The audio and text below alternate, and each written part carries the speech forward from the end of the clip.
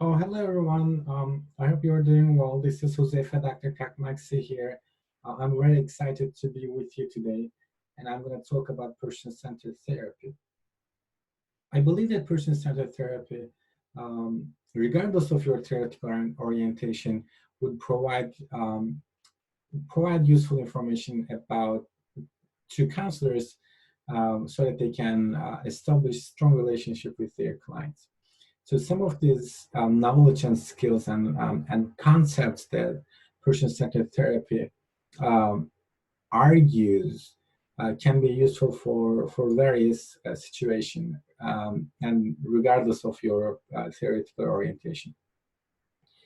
Um, for example, if you're working in a school setting, you can use some of these concepts to establish strong relationship with your principal, with parents in school, with other teachers, and and uh, and maybe most importantly with students.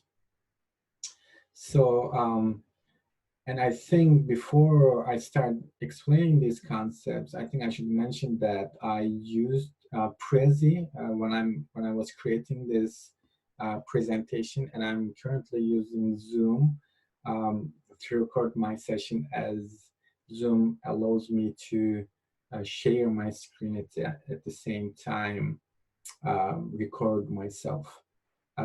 So while I created this session, I kind of like picture the person-centered therapy as a roadmap, as you can see on my presentation, to create strong relationship with your clients.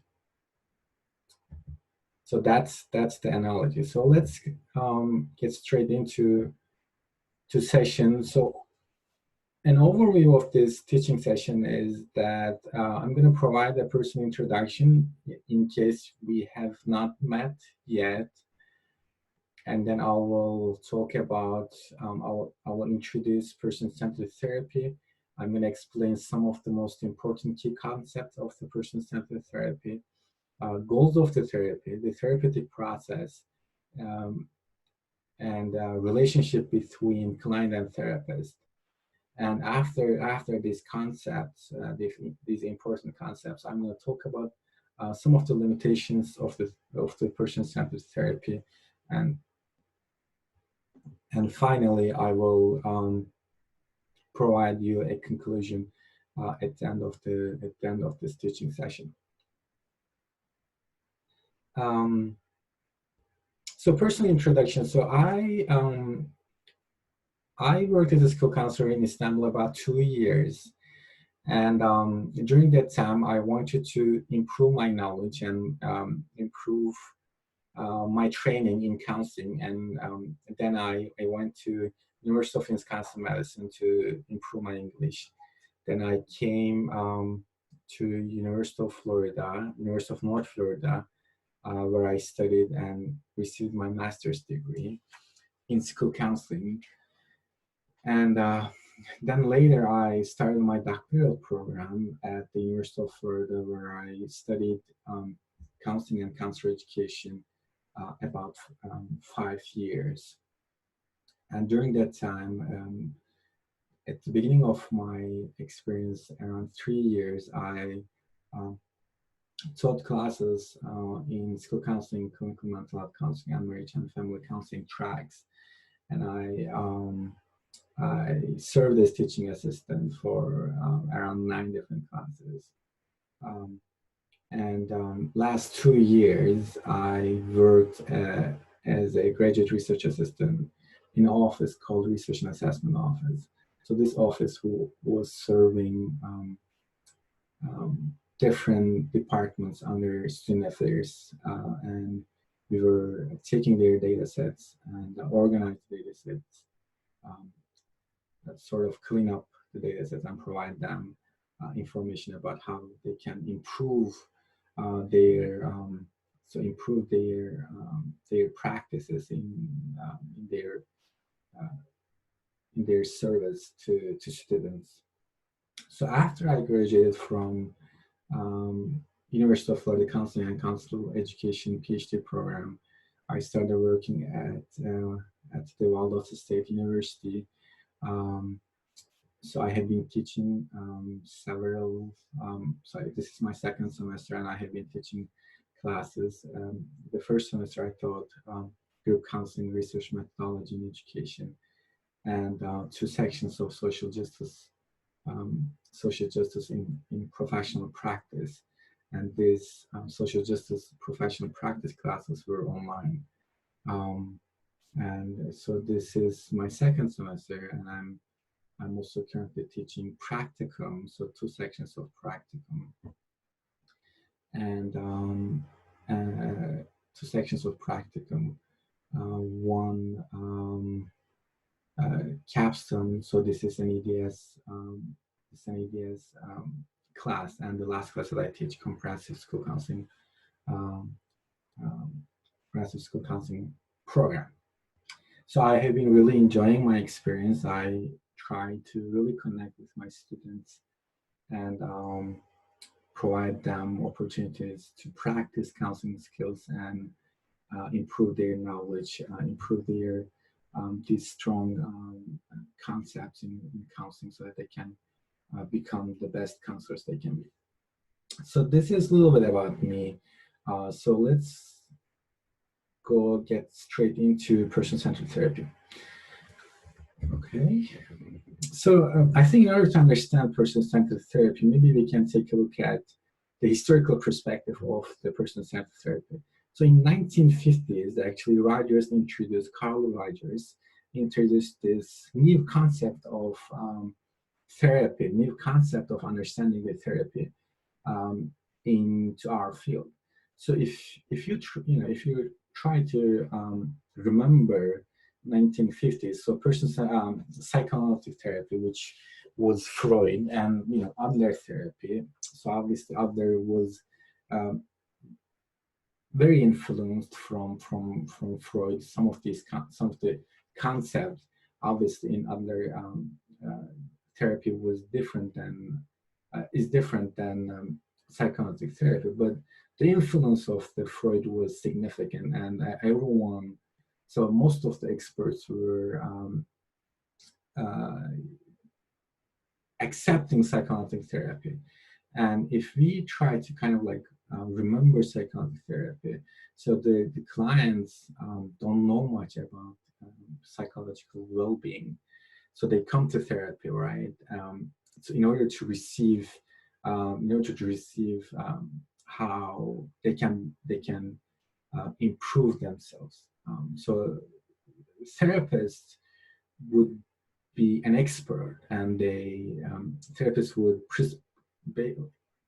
basically prescribe what clients can do in order to overcome their challenges. But person-centered therapy strongly argued this perspective and provided a fundamentally different and new approach. And so Rogers stated that in one of his books, so he published several books and many articles about person-centered therapy. And in one of his books, he stated that as no one else can know how we perceive, we are the best experts on ourselves. So person-centered therapy provides incredible importance on client. So therapists are not the authority in the sessions, but clients are the expert on themselves. So person-centered therapy provides great influence for clients. And so in one of his other writings in Rogers, he stated that the individual has within himself or herself vast resources for self-understanding, for altering his or her self-concept, attitudes, and self-directed behavior, and that these resources can be tapped if only a definable climate of facilitative psychological attitude can be provided. So the therapist's role are to provide this ideal climate so that clients can explore themselves and find true meaning of their true meaning. True meaning. So, so let's take a look at key concepts. So in person-centered therapy, people are trustworthy, resourceful, capable of self-understanding and self-direction, able to make constructive changes, and able to live productive lives. So you can see, how much Rogers provided importance of clients, and Carl Rogers, if you really want to learn more about person-centered therapy, he published maybe several books and many articles. I suggest if you want to take a look at, if you want to learn more about person-centered therapy, I think Rogers resources are best to learn. And also there, I just want to mention another resource. Is that Carl Rogers, Albert Ellis, and Fritz Perls Gestalt therapy. So they came together and they provided counseling sessions to same client, and her name was Gloria. So if you want to learn more about how we can use some of the practical side of person-centered therapy, you can go on YouTube and just type person-centered therapy or Rogers and Gloria. And if you really want to compare a rational person-centered therapy with rational behavioral therapy and Gestalt therapy, you can actually watch these other videos, including Fritz Perls and Albert Ellis. So they provide counseling sessions, and you can watch them on YouTube or other avenue.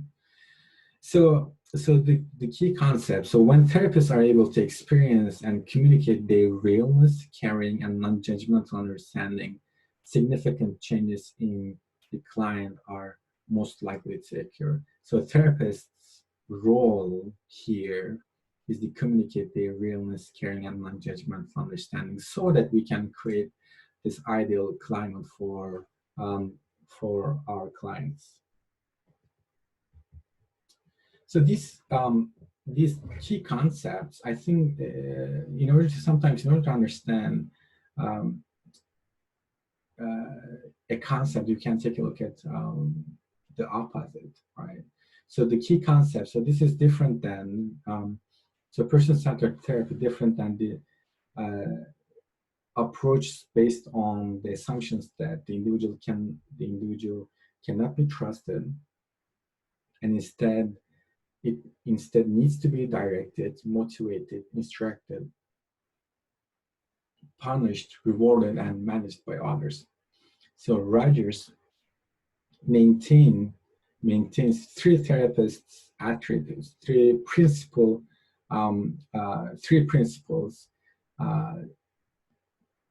to create growth-promoting climate in which individuals can move forward and become what they are capable of becoming. So let's take a look at this three fundamental principles. So congruence, unconditional positive regard. So the third one is accurate empathic understanding. So I'm going to talk about these three fundamental principles in a second, but I want to emphasize that the goals of the counseling are to set clients free and to create those conditions that will enable them to engage in meaningful self-exploration. So if therapists communicate these attitudes, those being helped will become less defensive and more open themselves and their world. So they will behave pro-social and constructive way. Okay. So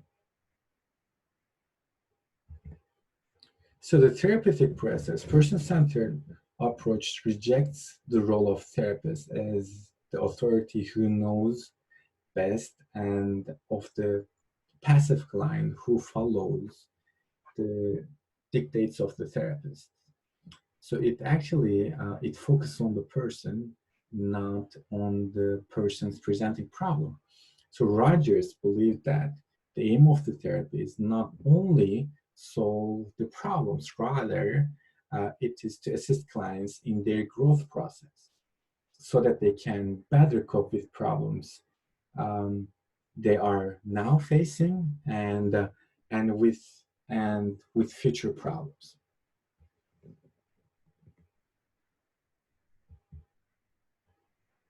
So let's spend more time and really study these three principles for therapists that they can therapists so we can practice these principles in our sessions to provide ideal climate for our client or for our students. So congruence, also um, called genuineness, is one of the most important attribute in counseling according to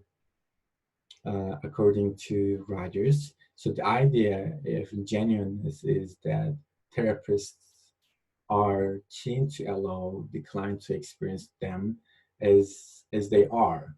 So the therapist does not have facade.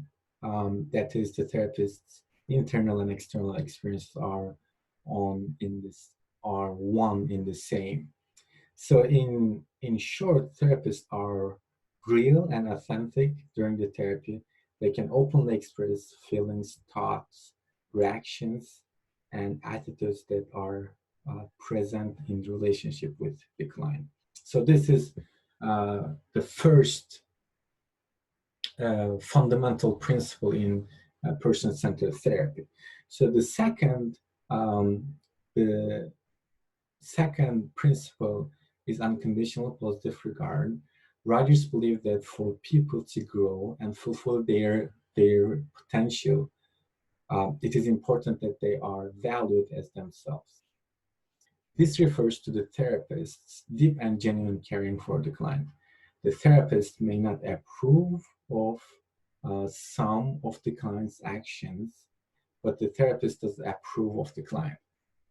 So in practical terms, um,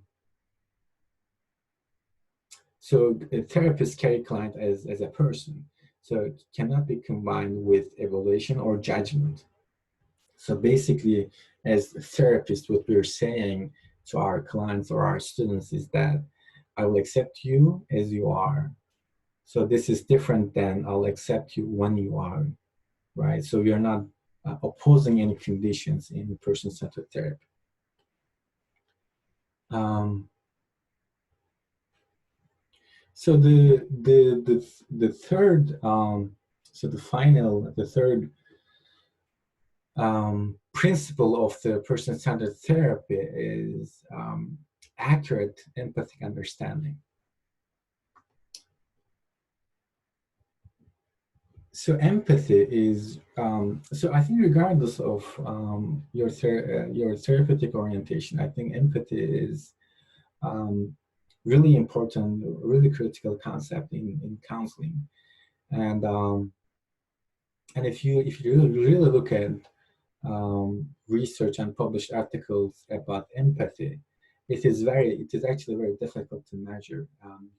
You can find out of published articles that would discuss how difficult empathy to measure. Um, but we can still try to understand the concept of the empathy. So empathy is basically the ability to understand what the client is feeling. So this refers to the therapist's ability to understand sensitively and accurately the client's experience and feelings in the here and now. So I just want to emphasize here that so the concept of the empathy is different than sympathy. So as professionals, as professional counselors, um, we would provide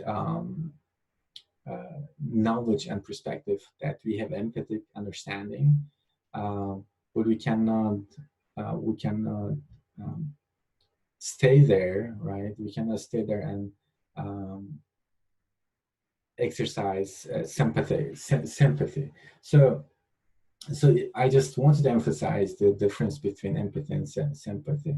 So, for example, so if so if your client comes in and explains very sensitive information, and after that he or she starts crying. So if we as counselors start crying with them, so that would be sympathy. But if we truly understand their their experience here and now, and understand their feelings accurately and sensitively, and provide them perspective that we understand their feelings, so that would be empathy. So an important part of the task of the person-centered counselor is to follow precisely what the client is feeling, and to communicate to them that the therapist understand what they're feeling. So we have to make sure that our clients know that we understand their feelings. So that's really critical point. So this is basically in a nutshell, person-centered therapy.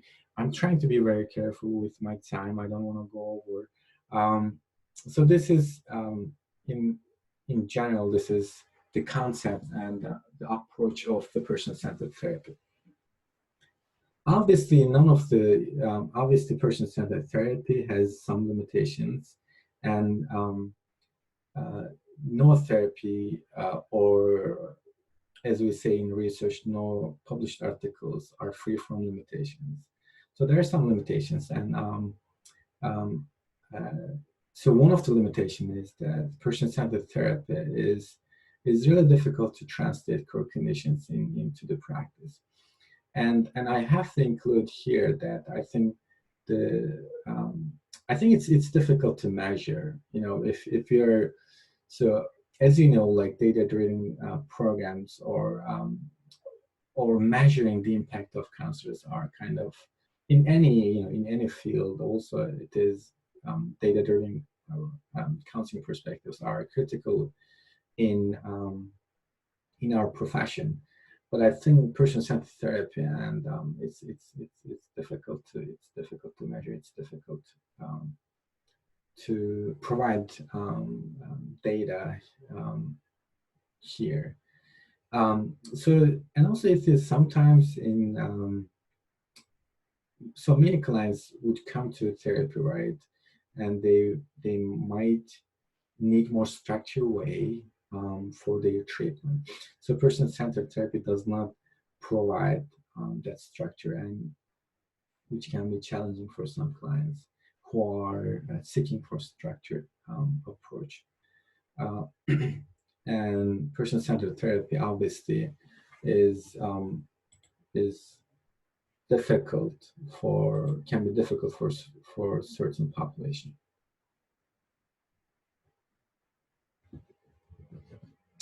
Okay, so this is person-centered therapy. So I enjoy reading about person-centered therapy, and trying to practice some of these concepts in my practice, and sometimes in my teachings. Because I started reading Rumi so this is one of the philosopher, and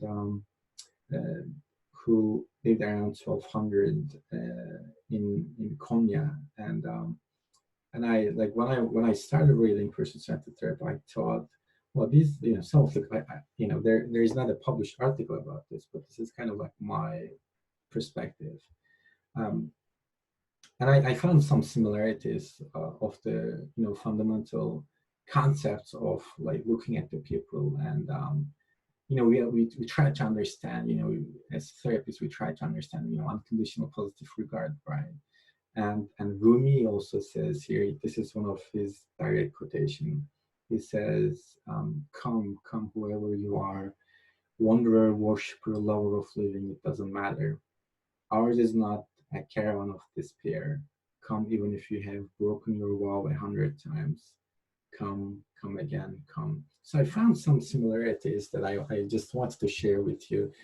So this will provide you, some perspective about what person-centered therapy would look like in different settings, and obviously this is one of the um, great philosopher, and so Rumi, great philosopher, that provided some perspectives that I found similarities.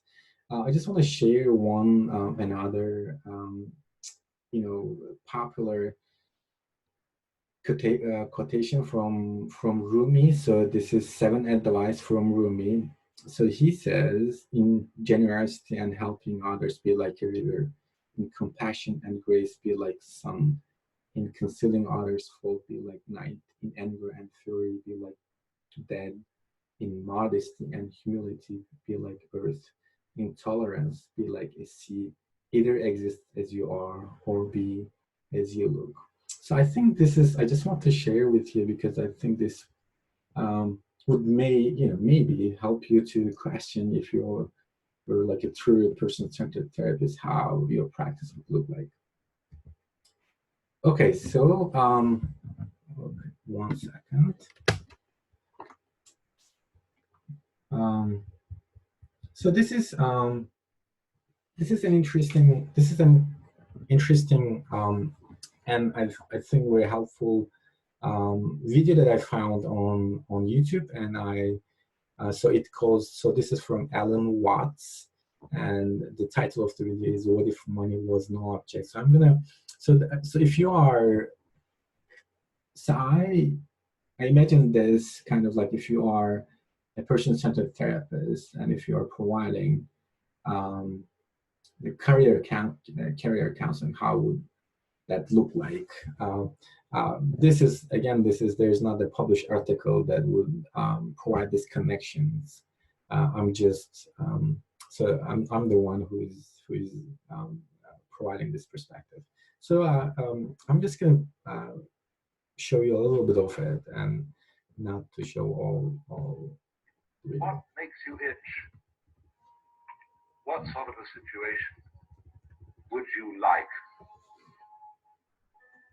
Let's suppose I do this often in vocational guidance of students. They come to me and say, well, we're getting out of college and we haven't the faintest idea what we want to do. So I always ask the question, what would you like to do if money were no object? How would you really enjoy spending your life? Well, it's so amazing. As a result of our kind of educational system, crowds of students say, well, we'd like to be painters, we'd like to be poets, we'd like to be writers, but as everybody knows, you can't earn any money that way. Another person says, well, I'd like to live an out-of-doors life and ride horses. I say, do you want to teach in a riding school? Let's go through with it. What do you want to do?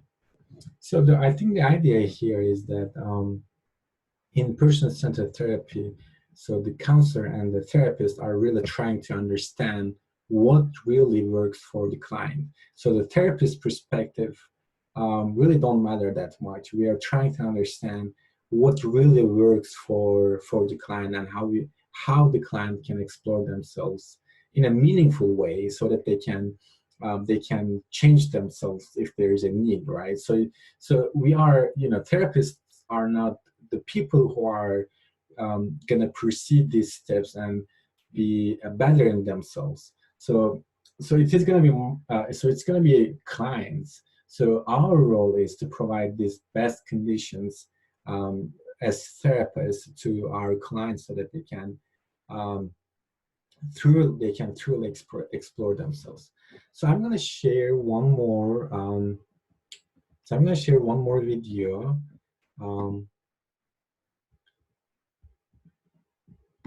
So this is so So this is a practice. So there's a person named Marjan Dede, and he's a scholar. He's a professor in a university in Canada, and he received several awards of world music. Um, and I'm gonna share one of his piece where he kind of like explains Rumi. Um, and while listening to this, I am gonna ask you several questions, and I want you to take a piece of paper and write your answers to that piece of paper.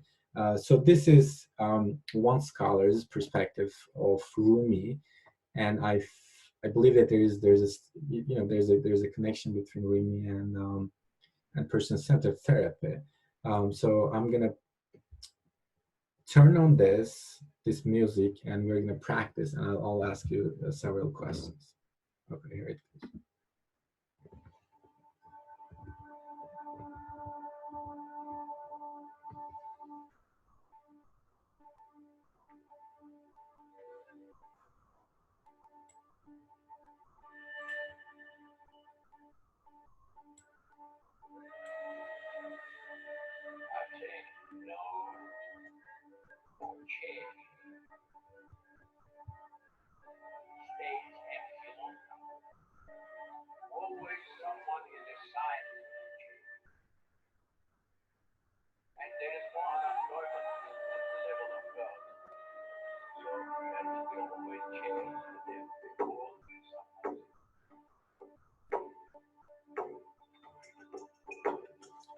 So your first question is how I can discover my real self.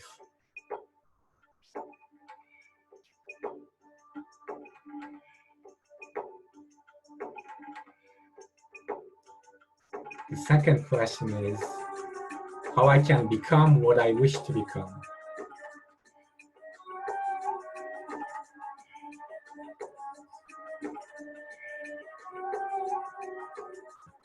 And your third question is how I can get behind my facade and become true myself. So this is just a little practice, and I hope you enjoyed the music, and so these were the questions that actually came from one of Carl Rogers' articles. I just want to practice that. I hope this helped you a little bit to understand person-centered therapy. I truly enjoy creating this teaching piece, and I hope you found this a little bit helpful. And if you have any questions or if you have any comments, you can reach me. My first name and my last name, Huzeyfe Cakmakci @gmail.com. And if you want to use my Valdosta State University email, you're welcome to do that as well. Thank you so much, everyone. It's been a pleasure to spend some time with you. So this was a little bit of person-centered therapy with me. Thank you.